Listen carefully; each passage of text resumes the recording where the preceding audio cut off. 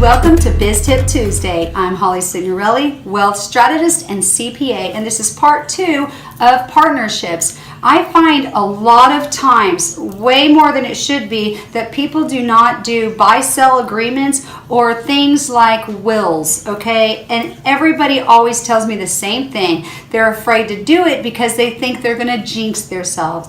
But the problem is that things do happen, and whether we want to think about it or not, we still need to take care of those things for our spouses and for our kids. So I've known people where they're the husband or the wife, something happened, someone passed away, and they did not have a buy-sell agreement for their partnership. So just in case you don't know what that is, it is in place so that there's life insurance being paid by the partnership for both partners, so that if somebody does pass away untimely, that money goes to buy out the other spouse. Because typically, if two people are in a partnership and the spouse doesn't not normally want to take over the business. Now, if they do want to take over the business, then you're not going to need the same kind of buy-sell agreement. But my point is that if you have a partnership and something happens to you and you want to make sure that your spouse gets paid,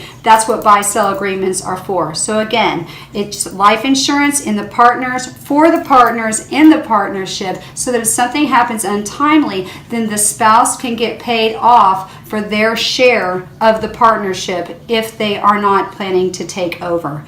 And the same thing is true with wills. Doing a will does not make you pass away. It actually gives you freedom and a better feeling that you're taking care of your spouse and your kids. I know when I was a single mom years ago, I made sure that I had a will, even though at that time in my life I had no money. I just knew that I needed to have life insurance at least, and I needed to protect him. And if you do have kids under 18, you have to think about what would happen to them.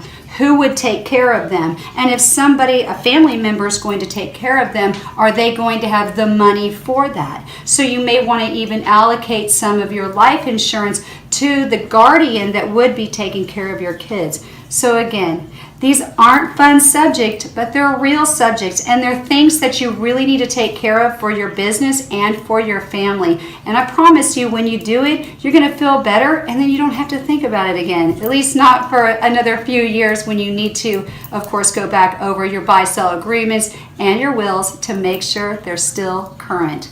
I hope that helps everyone out there. Have a wonderful week.